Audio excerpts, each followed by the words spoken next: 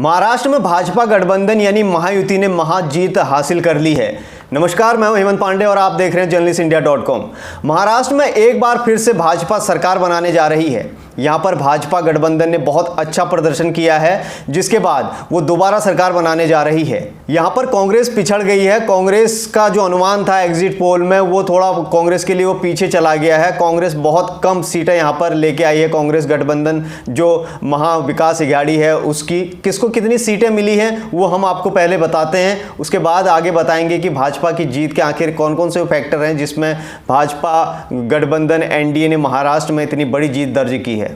अगर बात करें महाराष्ट्र विधानसभा चुनाव के परिणामों की, तो भाजपा गठबंधन एनडीए महायुति ने अभी तक जो उनको सीटें दिख रही हैं, उनको मिलती हुई दिख रही हैं, उसमें 224 से 230 के बीच के आसपास की ये सीटें हैं। ये हो सकता है 220 से 230 के बीच की ये सीटें भाजपा को मिले, जिसमें बीजेपी को अकेले अपने दम पर 120 से 130 सीटें मिलती हुई नजर आ रही हैं और शिवसेना को 50 से 60 सीटों के बीच में शिवसेना को मिलती हुई दिख रही हैं। एनसीपी को करीबन 35 से 40 सीटें एनसीपी के खाते में जा रही है और भाजपा गठबंधन के जो अन्य दल हैं उनके पास 3 सीटें जाती हुई दिख रही हैं। जो आंकड़ा भाजपा की ओर बैठ रहा है वो आंकड़ा 220 से 230 के बीच जा रहा है। अगर बात करें इंडिया अलायंस यानी महाविकास अघाड़ी की, तो महाराष्ट्र में इनको कितनी सीटें मिल रही हैं वो हम आपको बताते हैं। इनको 50 से 60 सीटों के बीच में इनको संतुष्ट करना पड़ेगा, क्योंकि शिवसेना यूबीटी को 15 से 20 सीटें मिलती हुई नजर आ रही हैं और शरद पवार वाली एनसीपी को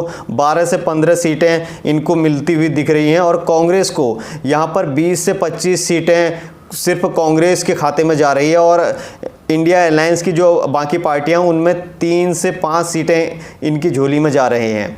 288 सीटों वाली महाराष्ट्र विधानसभा में अब बीजेपी गठबंधन यानी महायुति 200 से अधिक विधायकों के साथ विधानसभा में बैठेगा और उसके बाद महाराष्ट्र के आगे का भविष्य तय होगा कि महाराष्ट्र के अगले 5 साल कैसे रहते हैं।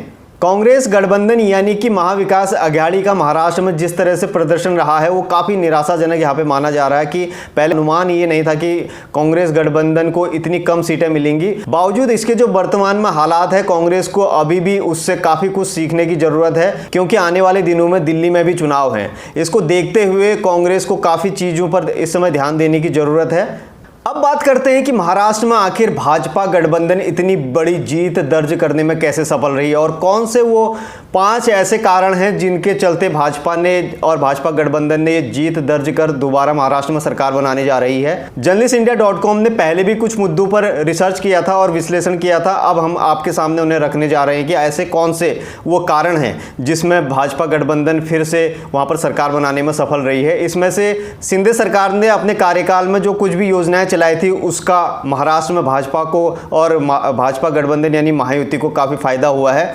आरएसएस ने भी यहाँ पर बहुत वर्क किया था, क्योंकि नागपुर में आरएसएस का हेडक्वार्टर है और महाराष्ट्र में आरएसएस की अच्छी पकड़ है, जिसके चलते यहाँ पर बीजेपी गठबंधन महायुति को अच्छा फायदा हुआ। वो कौन कौन से ऐसे फैक्टर हैं हम एक बार आपके सामने वो भी रखना चाहेंगे।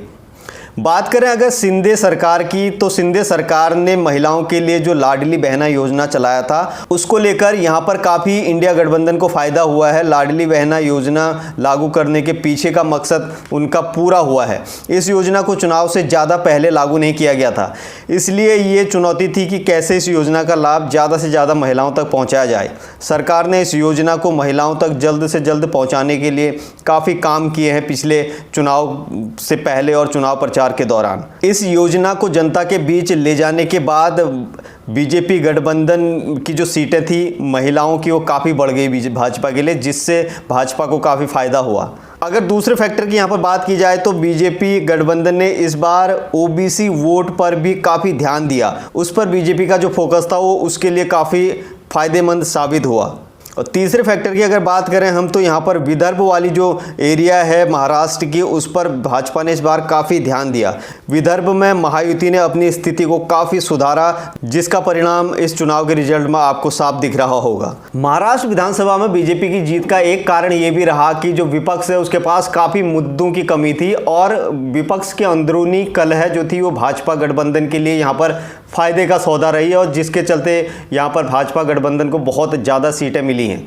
और एक मुख्य फैक्टर है आरएसएस का महाराष्ट्र के अंदर काफी जमीनी स्तर पर पकड़ का होना। आरएसएस ने महाराष्ट्र में बीजेपी गठबंधन को जिताने के लिए काफी काम किया, क्योंकि नागपुर में ही आरएसएस का हेड ऑफिस भी है और इसी के चलते बीजेपी को यहां पर काफी कुछ फायदा हुआ है। तो ये थे महाराष्ट्र में महायुति के महाजीत के वो फैक्टर्स जो हमने आपको बताए हैं, और साथ ही इस खबर पर आगे भी हमारी पकड़ बनी रहेगी। और तब तक के लिए आप हमें दें इजाज़त। देश और दुनिया की तमाम खबरों के लिए आप journalistindia.com पर भी लॉगिन करें। साथ ही हमारे यूट्यूब, फेसबुक, ट्विटर यानी एक्स और इंस्टाग्राम के साथ लिंक्डइन अकाउंट पर भी हमें फॉलो कर सकते हैं, जहाँ आपको देश और दुनिया की तमाम खबरों से अवगत कराया जाएगा। तब तक के लिए हमें दें इजाज़त। नमस्कार।